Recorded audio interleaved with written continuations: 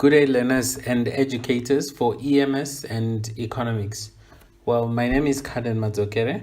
I'd like to welcome you to this special lesson where we're going to discuss the budget for 2021. The reason I'm doing this lesson is because the budget speech that was presented by the finance minister is very, very important when it comes to our syllabus. From EMS, we encourage learners to watch the budget and so on. So what I'm going to do in this lesson is I'm going to discuss some of the key things that were presented by the minister. Now, the reason, if we look at this whole budget, it's basically the fiscal policy, because the fiscal policy has we say two instruments, but we can say three. We have tax. You'll see in the budget we talk about tax. We have government spending, and we also have government debt. So those three we're going to discuss in this lesson. Other subjects, not subjects, other topics are covered in this. You will see that there are areas where you can say, oh, these are business cycles. You'll see where we are talking about forecasting, we're talking about economic activity, growth, and so on. You will see that we'll talk about GDP. So GDP, we can say it's secular flow if you want. We'll talk about the macroeconomic objectives. You'll see them, but two of the macroeconomic objectives are not really covered by the budget speech. Maybe those ones could be covered by the governors. When the governor meets the MPC, the Monetary Policy Committee, and they make adjustments on the repo rate, that can, yes, cover two macroeconomic objectives that the budget speech doesn't necessarily cover. Well, the macroeconomic objectives that I'm talking about, we have economic growth. Now, with economic growth, you will see that it's one of the things that the minister kept stressing on, economic growth. Then full employment, well, talks about employment a lot. Now, the only two that I would say they are mainly dealt with by the governor, it's exchange rate stability and price stability.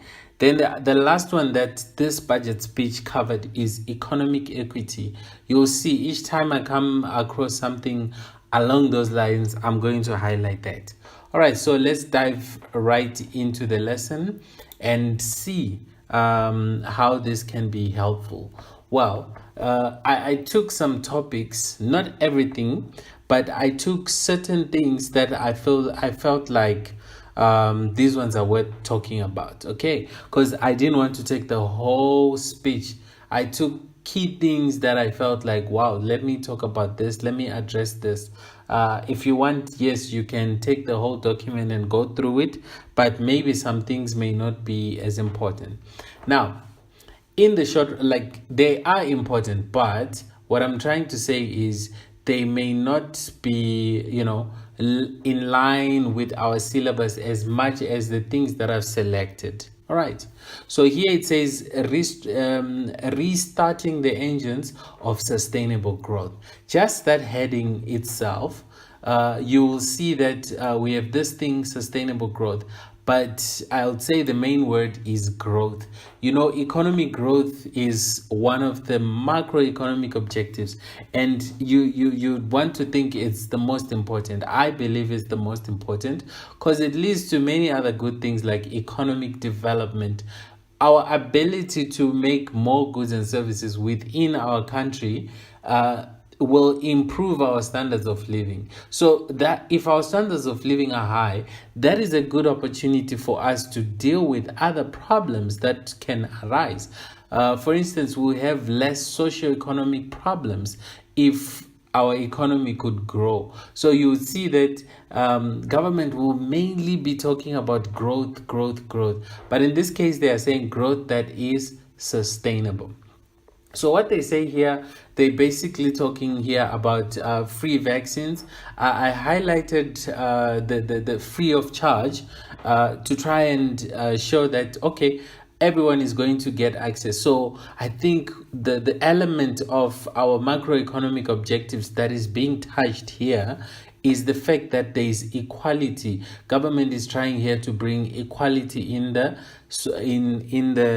economy. So there won't be people who say we couldn't get the vaccine because we could not afford it.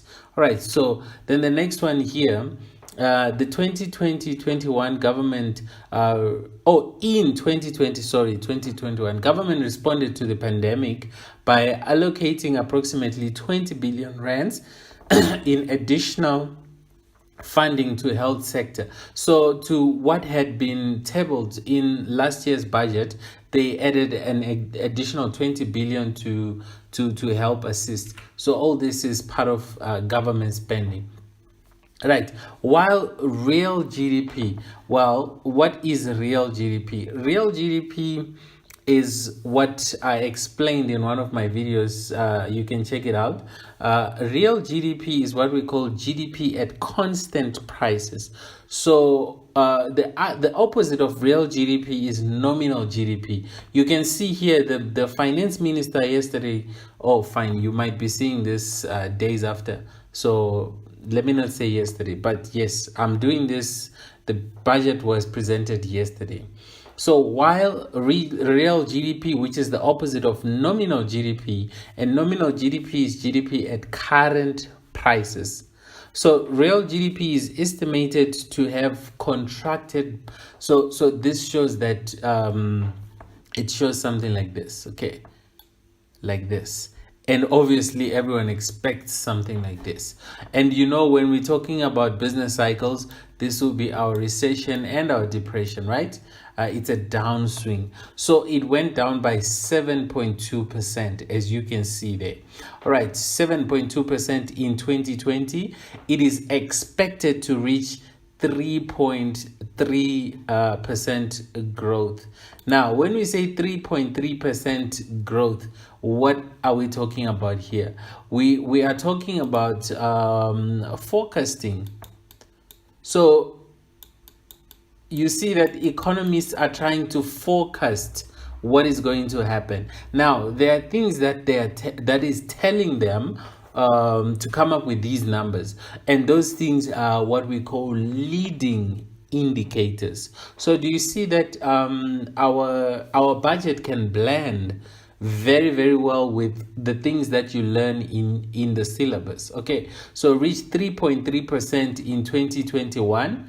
Like I'm saying, it's forecast, right, before moderating to 1.6% growth in 2023. So this whole thing is forecasting. Okay, the fiscal position, which was already weak. So what they're saying here is, of course, when we say our fiscal position, we're referring to the taxing system, like the income or that government gets, through their various ways of getting revenue. So they're saying here, the finance minister here was saying that was already weak. The fiscal position, like they didn't have as much money, things like that. So before the current crisis, so the current crisis is obviously the COVID crisis, has deteriorated dramatically, requiring urgent steps to avoid high and uncontrollable debt levels. So our fiscal position was bad prior to the COVID pandemic, and so government really has to do something to try and avoid uncontrollable debt levels, which is a good thing. Okay. Capital spending, and we call this one capital formation, right? If you think about, if you go back to our methods of calculating GDP, and you see that there is gross capital formation when we're talking about the expenditure method of calculating GDP. So capital formation is the fastest growing component of non-interest spending, and I like what I'm seeing there, because I think capital formation is very, very important, because it's something that can lead us to this term here, sustainable growth. Because basically, capital formation is our ability to invest in in machinery, let me put it that way. So it puts us in a position where we can be able to manufacture as a country, instead of getting handouts, instead of getting things from other countries or something like that, or relying on government to give us things. Capital formation is that process of investing so that we can be able to manufacture or do things like that. Okay, I think you get it. So the main budget primary deficit narrows, which is a good thing, from 7.5% of GDP to 0.8% of GDP by 2023. And gross government debt stabilizes at 88.9% of GDP.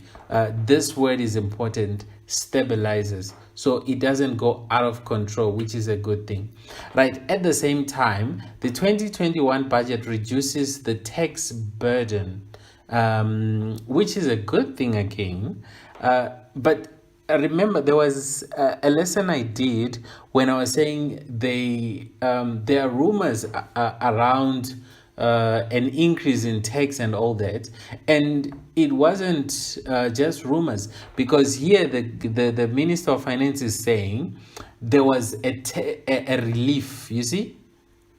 At the same time, the 2021 budget reduces a tax burden, withdrawing. So they had plans to increase tax by 40 billion. How do you increase tax by 40 billion? You simply increase tax. And it's normally the opposite of what I was saying, you'd want to hear, which is during times like this, you want to see government stepping up and increasing spending and reducing tax, which is what they did here. They gave that sort of relief, but it might not be as big. You'll see when we go to the tables there just now. Okay, let me not spend much time here. South Africa's fiscal challenge is to balance the immediate need, which is always a problem. The immediate need for support to the economy during the pandemic, with ongoing efforts to close an unsustainable and pre-existing budget deficit. All right, to grow the economy and reduce unemployment and poverty by half. I don't know how, but and obviously this will be very, very difficult. By 2023, capital investment, again, that thing, by both the public and private sector. So obviously they'll have to work hand in hand. And yes, that is, despite the challenges posed by COVID-19 pandemic, government still prioritizes infrastructure spending to stimulate economic growth and reduce unemployment and poverty. Over the next 3 years, government will spend approximately 791 billion on infrastructure. That's capital formation. Government is creating an enabling environment for effective partnership with private sector. So the public sector is going to work hand in hand with the private sector, which is going to leverage their skills and expertise and increase the pool of resources available to fund infrastructure. So it's a good thing. All right, consolidated government expenditure, which is the G, over the medium term is projected to be 6.16 trillion, a decrease of 20 billion rands from the previous year consolidated budget of 6.18 trillion. So this is mainly because of the proposed reductions of more than 303 billion in compensation spending from. So with this, you might want to think that, oh, this is bad, but the things they were targeting are maybe, let me put it as unnecessary spending. All right. this is where I was rushing to. So as you can see here, this went up from 1,860, which is state old age grant. So basically, I'm not going to spend time here. You can see what happened to our social grants. They went up basically, and you'd expect them to go up because there's that thing called inflation. Okay, so no surprise there. All right, let's come here. Here we are now comparing 2020 with 2021. So what happened to taxes? No, not taxes. This is where the income is coming from. So the money that was collected, let me put it that way, or the money that was collected here, and maybe I would say the money that is expected to be collected. So there is going to be a drop in terms of what they expect to collect from us through taxes, which is 1.3 billion. No, it can't be 1.3 billion. Okay, it's 1365, then there's billion. That means so many zeros. So this is 1.3 trillion. Actually, it's 1.4 trillion, because if I'm reading it like this 6 is greater than 5, so it will make this one a 4. The reason I'm saying this is a trillion is because we have a billion here, and so that means we already have 9 zeros here. Then we add these, so this becomes 1.4 trillion. Okay, so 1.4 trillion, but you see it's going down from 2020-21. Right, then we go to borrowing. Borrowing is going to go up. You see here it was 370, then it goes to here 462 billion. Now this is billion, because you can't read this number as billion, because you say what, 1,365 billion. No, this is 1.4 trillion. Okay, so this is borrowing. It's 482 billion rands. Okay, then non-tax revenue, which is other ways in which government will make money, goes down again to 32 billion rands. Okay, so that's the comparison between 2020 and 2021. All right, then this is how government is going to spend, and obviously this expenditure is done from the 1st of April to the 31st of March. We call that our fiscal year. All right, so social development went up. Okay, it contributes 16% of the entire expenditure. So social development is actually receiving the biggest portion on our spending. Okay, then this here is education. So education is receiving 272 billion, which is 13.5% of the entire expenditure. Debt service costs, 13%.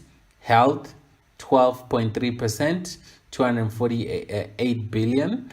It went up again, so all these went up. Community development up again, 218 billion. Peace and security down.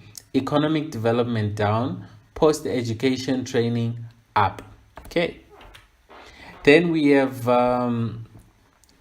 how do the personal income tax changes affect you? All right, I'm going to take a bit of time explaining here what's going on.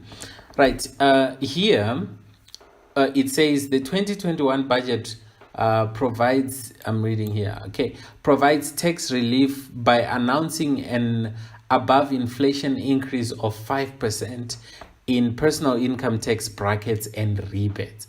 Okay, here I'm just going to address this one, tax brackets.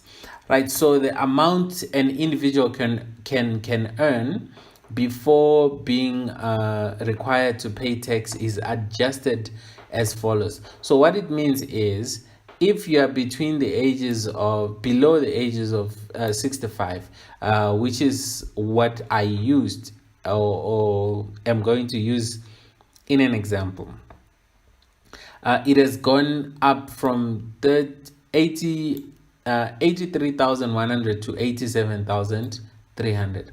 What this means is any income earned by anyone who's less than 65, if their income per annum is less than 83,100, that income is not taxed, will not be taxed. And so the income that will be taxed is income that is above this one here. Okay, so they've increased our threshold. So that means this is what we had before. So now your income will not be taxed up until 87,300. So if your income is in a year is 86,000, for example, so it is exempted from paying tax.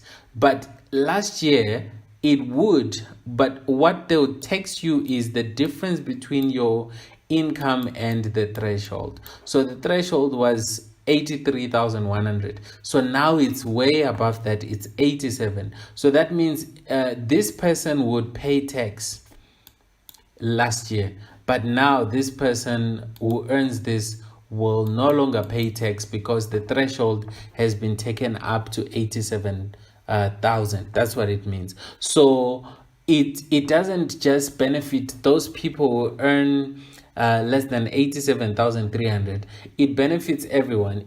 In what sense? In the sense that for everyone else who earns more than 87,300 in a year, they'll be taxed an income above that 87 going on. So the portion, the difference between 87 and 83, that portion will not be taxed on everyone. I hope you understand what that means. All right. So if you were to make some calculations, like I did it just to check, for the difference will be if someone earns 21,620 per month, that person will save something like 756 rands in a year. Okay, it's not significant. If you check, I don't know, it's less than 100 rand a month. That is the relief that they gave. Okay, it's not significant. I don't know what you want to say about it. I'm so sorry. Yo, always doing these videos at night, so you get tired, and yeah. Anyway, moving on. This here is something I would say it's a positive thing. If you have a look here, everything went up. Everything went up. Everything which is alcoholic. Now, this is a good thing in what sense? In the sense that we all know that goods like this are we call them demerit goods. So these demerit goods, what can I say? They are bad. They have a negative externality. So when government increases these sin tax, you see they even call it sin tax. We also call them excise duties. Now, if government increases this, it means there's going to be less consumption. It's going to reduce consumption of these demerit goods. And so it's a good thing because the external cost that they have on the society is big. So the less we drink, the better it is for the community. All right, so that's this part. And then we have fuel levies. The difference here, again, this means that there will be it will be more expensive for us to travel. So this one will lead to inflation in a way. So the general fuel levy will increase by 15 cents per liter. That is something which is not good, according to my opinion. Okay, in a way, it is good on another side because of the road accident fund, in a way. Because I think, yes, and the road accident fund levy will increase by 11 cents. The good side is yeah, more money for compensation to those who get injured on public roads. That is the side that I would say it's a good side. All right, then we come to individual income tax. Like you see what I was talking about when I was showing you the thresholds. So here it says taxable income, right? Everything went up here, but what went up is the bracket. Take note. What I mean is, look here, it was 0 to 205, it's now 0 to 216. Then like that. So if you check, everything went up. If you compare 2020 and everything in the taxable income, the brackets changed. That's what I'm saying. But the percentages stayed the same. Look here, 18, 26, 31, nothing changed. So what is that relief that the minister was talking about? Well, the minister comes, like I explained already, where like what is going to be taxed is that income above, I forgot the number, but it was around 87, I think it was 87,300. Oh, sorry, 87,300. So you pay zero from 0 to 87. Then from 87, so if you want to calculate that, is 216, 216,200 minus 87,300. The answer that you get here, you say times 0.18. So what you get here is the tax that will be paid for someone who earns let's say 216,200 in a year, because that's the figure that I used, right? Yes. And if you want to do it for someone who's earning in this bracket, that person is going to pay 38,000 first and foremost, and then plus 26% of any income which is above 216. So that's basically what it means. But I want to believe also, if you calculate this one, you probably will get 38. I'm not sure. You probably will get this, because that is what this person pays first before they start paying tax on income above the 216,000. Okay, moving on to here they made a mistake. It says here 28, but the minister announced that it was 27%. So our corporate tax went down from 28% to 27%. This is a good thing. I say so because it will be good to, what do you call this? It will be good to those companies. No, to investors. So investors will not be taxed that much. So people in America would want to invest in South Africa.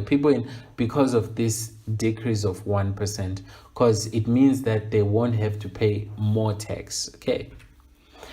And then moving on to small businesses. So small businesses that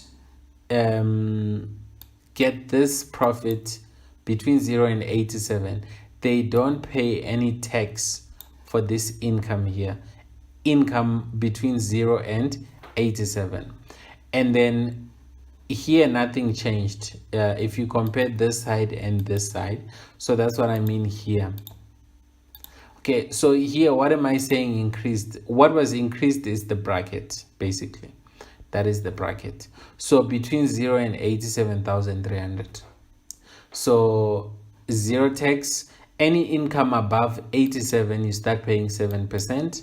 And then you pay this plus 21% and so on. If you want to analyze this, you can see that these small businesses, they are paying less tax than an individual who's working for a salary.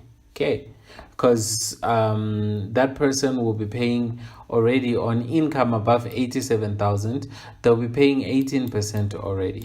So if you check, you'll see, and the maximum here is 28%. I think it should be 27%. All right.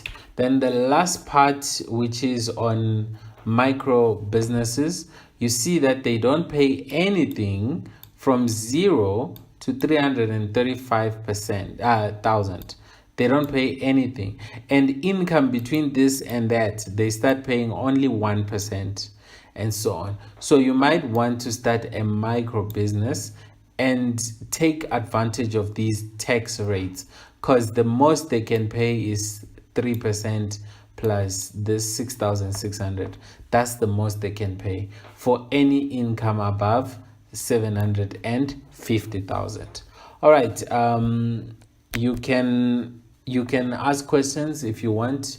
Comment down below. And this is a special video that I just did to make some discussions around the budget and how it relates to our syllabus. All right, thank you so much. You can join me in the comments below and we can have a discussion.